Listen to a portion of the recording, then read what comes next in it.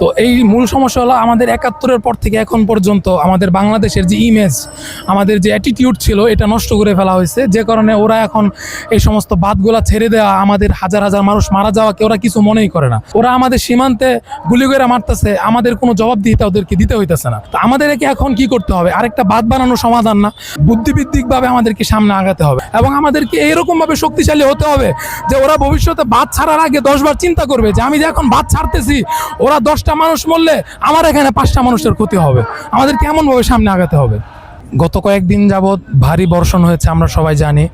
তো বন্যা তো আমাদের দেশে স্বাভাবিকভাবে প্রতি বছরই হয়, তো এই বছরে হবে। কিন্তু এখানে যে ঘটনাটা ঘটেছে সেটা হলো ত্রিপুরার যে বাঁধটা ছেড়ে দিয়েছে, এই বাঁধটা মূলত ছাড়ার জন্য প্রত্যেকটা বাঁধ ছাড়ার একটা নির্দিষ্ট নিয়ম থাকে, কারণ বাঁধ বানানো হয়েছে ওই নিয়মকে সামনে রেখে।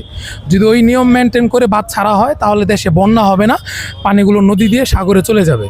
কিন্তু তারা করছে হলো যে কোনো ইনফর্ম না করে হঠাৎ করে সবগুলো বাঁধ একসাথে ছেড়ে দেওয়ার কারণে পানির মধ্যে একটা ফ্লো তৈরি হয়েছে, যে কারণে পানিগুলো অনেক তেজে নদী ভেদ করে উপচে গিয়ে এলাকার মধ্যে ঢুকছে। এই কারণে দেখা গেছে এখন বন্যাটা খুব আকস্মিক একটা বন্যা হিসাবে খুব দ্রুত আমাদের এলাকায় এলাকায় ছড়িয়ে পড়ছে। তো এটা অবশ্যই একটা ষড়যন্ত্র, কারণ যেইখান থেকে বাঁধটা ছাড়ছে সেখান থেকে যে গোমতী নদীগুলো আছে, যেই বাঁধগুলো আমাদের এখন ভাঙতেছে, এটার দূরত্ব প্রায় 100 কিলোমিটার। তো যদি তারা আমাদেরকে আগে ইনফর্ম করতো তাহলে এখানে অবশ্যই বাংলাদেশ একটা আগে থেকেই একটা শক্ত মজবুত একটা পদক্ষেপ নিত, পরিকল্পনা নিত, যদি তারা ইনফর্ম করতো। কারণ পানিটা স্বাভাবিক মাত্রায় যদি আসতো, 100 কিলোমিটার আসতে কিন্তু অনেক সময় লাগে, কিন্তু তারা কোনো ইনফর্ম করে নাই এবং তারা স্বাভাবিক প্রক্রিয়ায় পানি ছাড়ে নাই, তারা হঠাৎ করে ছেড়ে দিচ্ছে, যে কারণে পানিটা খুব জোর গতিতে এসে আমাদের দেশে আক্রমণ করছে। দেখুন, এই ষড়যন্ত্র এটা তো নতুন কিছু না। আমাদের মূল সমস্যা হলো যে আমরা যদি এখন এই বাঁধের সামনে আরেকটা বাঁধ নির্মাণ করি, এটা কোনো সমাধান না, আর এটা স্বাভাবিকভাবে এটা কোনো হয় না। তো এই মূল সমস্যা হলো আমাদের ৭১-এর পর থেকে এখন পর্যন্ত আমাদের বাংলাদেশের যে ইমেজ, আমাদের যে অ্যাটিটিউড ছিল, এটা নষ্ট করে ফেলা হয়েছে। যে কারণে ওরা এখন এই সমস্ত বাঁধগুলা ছেড়ে দেওয়া, আমাদের হাজার হাজার মানুষ মারা যাওয়াকে ওরা কিছু মনেই করে না। ওরা আমাদের সীমান্তে গুলি করে মারতেছে, আমাদের কোনো জবাবদিহিতা ওদেরকে দিতে হইতেছে না।